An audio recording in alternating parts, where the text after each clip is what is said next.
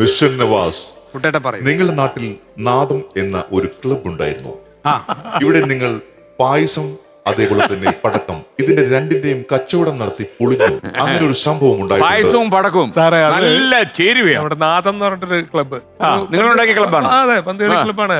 പന്തുകളി ക്ലബ്ബാ? അതെ, പഴയ നാദം ആർട്സ് ആൻഡ് സ്പോർട്സ് അതാണ് അതിന്റെ ഫുൾ നെയിം. അന്ന് അതിന്റെ പന്തുകളി കൂട്ടുകാര് ഒരുപാട് പേരുണ്ട്. അപ്പൊ ഞങ്ങൾക്ക് ഈ ഫുട്ബോള് ഈ ഓരോ സീസൺ വരും ഫുട്ബോൾ മേടിക്കാനും ഷട്ടിൽ മേടിക്കാനും അങ്ങനെയൊക്കെയുള്ള സംഭവങ്ങൾക്ക് കുറച്ച് ഫണ്ടൊക്കെ വേണം. ഈ ഫണ്ട് കയ്യിലില്ലാത്തതുകൊണ്ട് ഞങ്ങള് ഇങ്ങനെ ചെറിയ ചെറിയ കച്ചവടങ്ങൾ നമുക്ക് ചെയ്യാം. ഓണം വരുമ്പോ ഒരു പായസമൊക്കെ ഉണ്ടാക്കി നമുക്ക് വീടുകളിൽ സപ്ലൈ ചെയ്യാം. അപ്പൊ നമുക്കന്ന് ചില്ലറ കിട്ടുമല്ലോ.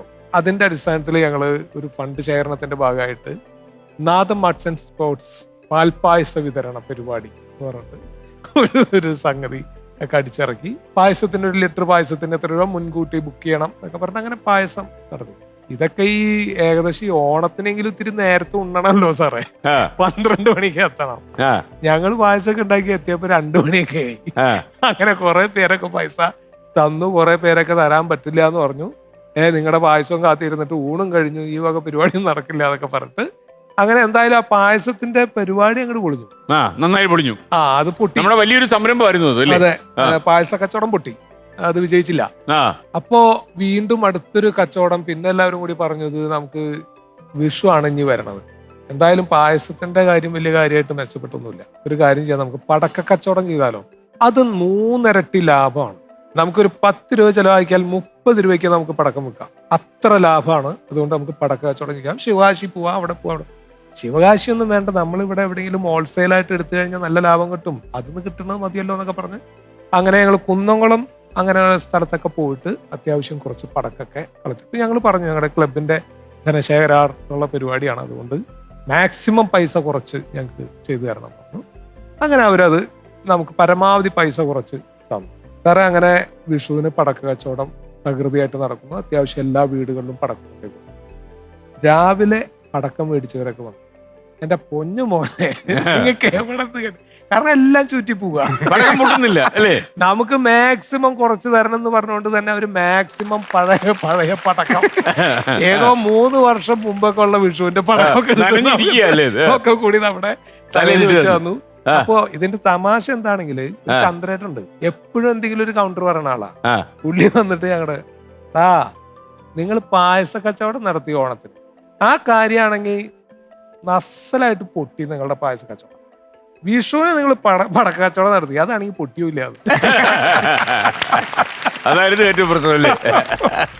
അങ്ങനെ ഒരു കൗണ്ടർ. ഈ നവാസിന് കുറെ സിനിമകളിൽ അവസരം കിട്ടിയല്ലോ. ഞാൻ കണ്ടൊരു സിനിമയുണ്ടായിരുന്നു, കലാഭവൻ മണിയൊക്കെ മുഖ്യ വേഷത്തിൽ വന്ന മൈ ഡിയർ കരടി.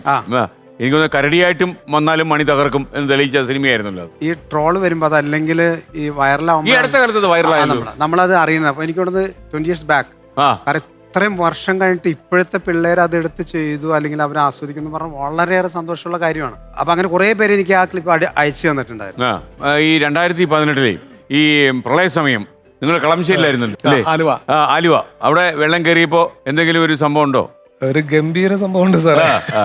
അതായത് 2018 വെള്ളപ്പൊക്കം, ആ വെള്ളപ്പൊക്കം വന്ന ദിവസത്തിന് ഒരു 4 ദിവസം മുമ്പ് ചെറിയ രീതിയിലൊരു വെള്ളപ്പൊക്കം എന്ന് പറഞ്ഞാല്.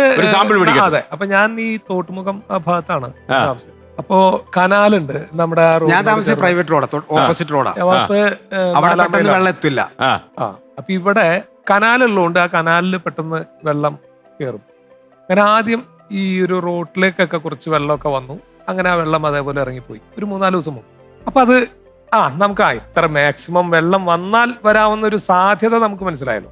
ഇപ്പോ ഇത്ര കുഴപ്പമില്ല എന്നുള്ള നിലയ്ക്ക് വെള്ളപ്പൊക്കം വീണ്ടും 2018 ആ വെള്ളപ്പൊക്കം, ആ ദിവസം എല്ലാവരും പറഞ്ഞു നിൽക്കാത്ത മഴയാണ് 3 ദിവസമായിട്ട്, വലിയ വിഷയമാണ്. ഇപ്പോ ഡാമുകളൊക്കെ നിറഞ്ഞിരിക്കുകയാണ്, എപ്പോഴാണ് ഡാം തുറന്നു വിടുക എന്നറിയില്ല, അതുകൊണ്ട് നമ്മൾ വളരെ സൂക്ഷിക്കണം. റെഡ് അലേർട്ട് വരുന്നു, ഇങ്ങനെ അനൗൺസ്മെന്റ് നടക്കുന്നു, ഭയങ്കര പ്രശ്നങ്ങൾ നടക്കുന്നു. അങ്ങനെ മെല്ലെ മെല്ലെ വീണ്ടും കനാലിൽ വെള്ളം ഇങ്ങനെ കയറി വരുന്നു. അപ്പൊ നമ്മളൊക്കെ ഈ പറഞ്ഞ മാതിരി കുഴപ്പമില്ല, അറിയാലോ, നമ്മൾ കഴിഞ്ഞ പ്രാവശ്യം ഉണ്ടായ ഒരു രീതി അനുസരിച്ചിട്ട് ഞാൻ എൻ്റെ ഒരു ആറ്റിറ്റ്യൂഡാണ് ഞാൻ പറയണം. ഇനി എങ്ങനെ വന്നാലും ചിലപ്പോൾ റോട്ടിലേക്കൊന്ന് കയറുമായിരിക്കും, എന്നാലും റോട്ടിൽ നിന്ന് കുറച്ച് ദൂരം കഴിഞ്ഞിട്ടാണല്ലോ നമ്മുടെ വീട്, അവിടെ കുറച്ച് ഹൈറ്റ് ഉണ്ടല്ലോ. അതുവരെ മാക്സിമം കുഴപ്പമില്ല, നമുക്ക് ഇഷ്ടമല്ലോ സാറേ നമ്മുടെ വീട്ടിൽ വെള്ളം കാരണം ഇഷ്ടമല്ലാത്തതുകൊണ്ട് നമ്മളങ്ങനെ അടിയുറച്ച് വിശ്വസിച്ച് അങ്ങനെ നിൽക്കുക. അങ്ങനെ വെള്ളം കയറി മെല്ലെ റോഡും കഴിഞ്ഞ് ഒക്കെ വന്നു. ഞാൻ എല്ലാവർക്കും ധൈര്യം കൊടുത്തു, ഒരാളും ടെൻഷൻ അടിക്കേണ്ട കാര്യമില്ല.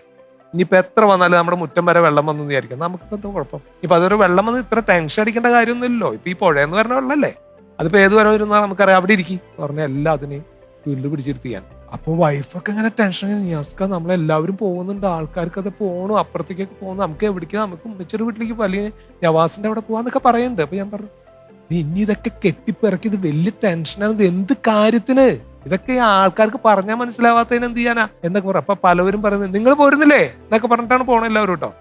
ഇല്ല ഓക്കെ എന്നൊക്കെ പറഞ്ഞ എല്ലാവർക്കും സിലോട്ടൊക്കെ കൊടുത്ത് കുറച്ച് കഴിഞ്ഞപ്പോ സാറേ എനിക്കുള്ളിൽ കൂടെ ചെറിയൊരു ടെൻഷനൊക്കെ ആയി തുടങ്ങി. പക്ഷെ എന്നാലും ഞാൻ സാധനങ്ങളൊക്കെ എടുത്ത് മുകളിലൊക്കെ കയറ്റി വെച്ച് എല്ലാവരോടും പറഞ്ഞു, നമുക്ക് മുകളിലേക്ക് കയറാം, ഇനിയിപ്പോ അഥവാ ഇനി വന്നാൽ തന്നെ ഒന്ന് നമ്മുടെ സിറ്റ് ഔട്ട് വരെയൊക്കെ വരുമായിരിക്കും എന്നൊക്കെ ആയി. അതുവരെയൊക്കെ എത്തിയിട്ടോ ഞാൻ. എന്തായാലും രാത്രി ഒരു 7 മണി 8 മണിയൊക്കെ ആയപ്പോഴത്തേക്കും ഞങ്ങളൊക്കെ മുകളിലെത്തി. അപ്പൊ അയൽപക്കത്തുനിന്ന് വേറൊരു വീട്ടുകാർ, അവരും പോയിട്ടില്ല, അവര് അന്വേഷിച്ചു വരുന്നു.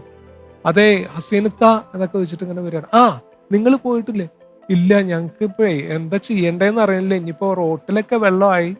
അപ്പൊ ഇങ്ങോട്ട് പോന്നോ, കുഴപ്പമില്ല, നമുക്ക് ഇവിടെ ഇരിക്കാം, ഇങ്ങോട്ട് രാവിലെ ആകുമ്പോഴത്തേക്കും അതൊക്കെ അങ്ങോട്ട് പോകുമല്ലോ.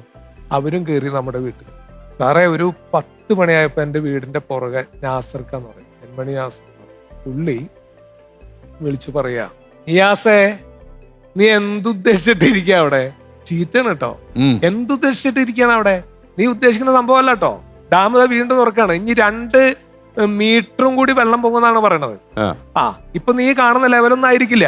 പിന്നെ നീ മനസ്സിലാക്കിക്കോ, കുറച്ച് കഴിഞ്ഞാൽ കറണ്ട് പോകും. ഈ കറണ്ട് പോയി കഴിഞ്ഞാൽ നിന്റെ കമ്മ്യൂണിക്കേഷൻ കംപ്ലീറ്റ് കട്ടാവും, നിനക്ക് മൊബൈൽ ചാർജ് ചെയ്യാൻ പറ്റില്ല, ഒരാളെ നിനക്ക് വിളിക്കാൻ പറ്റില്ല, വെള്ളം കയറി ഒരാൾ നിന്നെ രക്ഷപ്പെടുത്താൻ പറ്റില്ല, മാത്രല്ല നിനക്ക് ബാത്റൂം യൂസ് ചെയ്യാൻ പറ്റില്ല, കുടിക്കാൻ വെള്ളം കിട്ടില്ല, ഇറങ്ങിയിടുവാ അങ്ങോട്ട് പെറക്കിക്കോ